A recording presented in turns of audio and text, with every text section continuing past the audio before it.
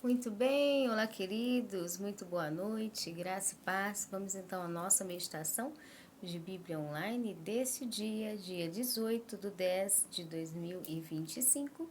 E hoje nós estamos em dois versículos da palavra do Senhor, nosso Deus, que estão em Salmos, de número 83 e Lucas, versos 2 e 3, e Lucas, capítulo 22, e o verso de número 49, que diz assim, ó, Salmos 83, porque eis que os teus inimigos te fazem tumulto, e os que te odeiam levantaram a cabeça, tomaram astuto conselho contra o seu povo, e consultaram contra os teus escondidos.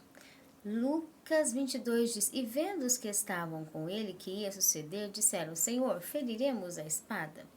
Hoje nós vamos falar, dando sequência aos impedimentos, às barreiras que acontecem na vida daquele que procura fazer a obra de Deus, e aqui um pouquinho mais com intensidade, o que acontece no fator da mentalidade humana, ela ser contrária, ela ter uma tendência destrutiva de se unir para impedir planos de Deus, manutenções de Deus originais.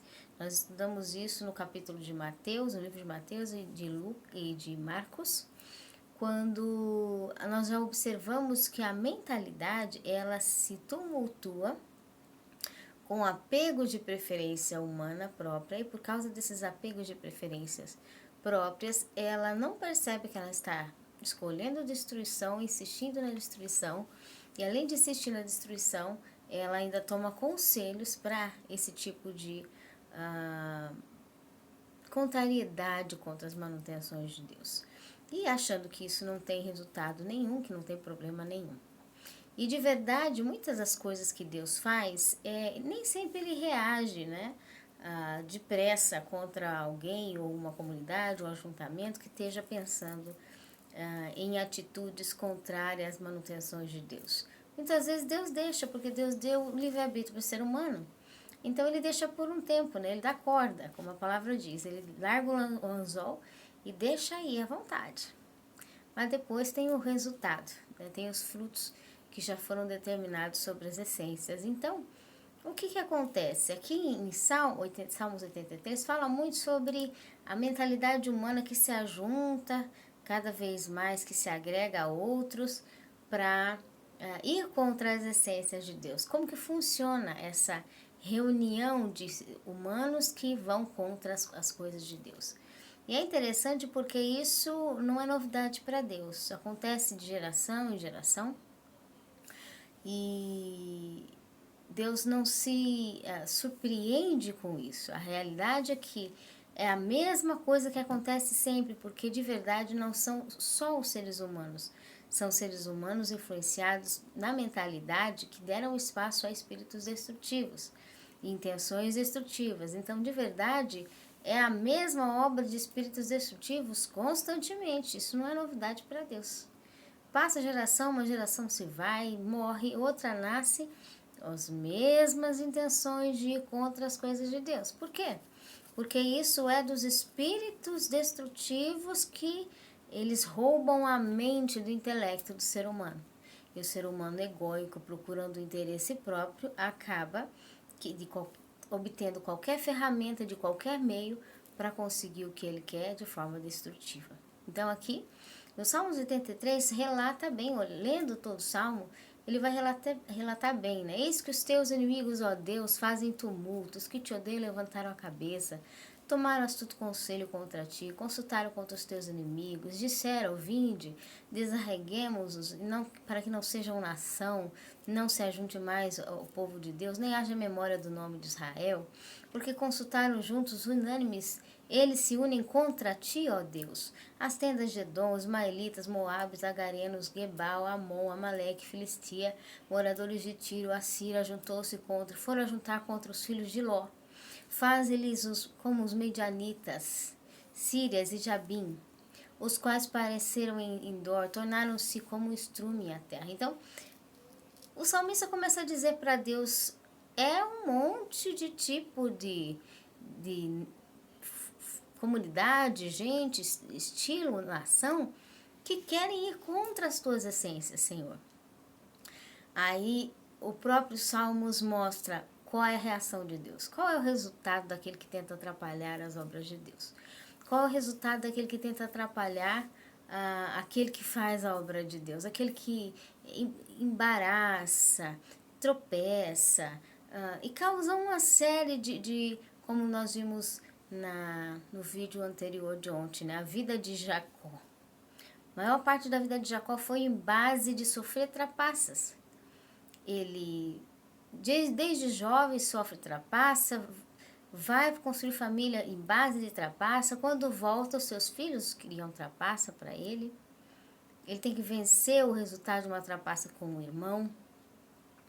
Quando ele já está velho, perde o seu filho José, não sabe que José está vivo lá na terra de Faraó, sofre um luto enorme pensando que José morreu e sofre trapaça com seus filhos também. Então, uma série de questões, Jacó foi escolhido por Deus para suportar, para que os acontecimentos levassem os propósitos de Deus adiante. Por meio, né, de circunstâncias, de certa forma, aparentemente, de trapaça. Então, parece que Deus não vence, parece que Deus não vê, parece que Deus não está fazendo nada com aqueles que querem atrapalhar as obras de Deus. Mas o Salmo diz aqui, o que Deus começa a fazer quando Deus se levanta para ver aqueles que se ajuntam contra Ele mesmo, contra as essências dele. Então, eles dizem, tomemos nós para nós as casas de Deus e tomemos possessão, né, para a destruição de tudo que é de Deus. Então, isso foi o verso de número 12. Aí no verso 13, o salmista começa a dizer o que Deus faz.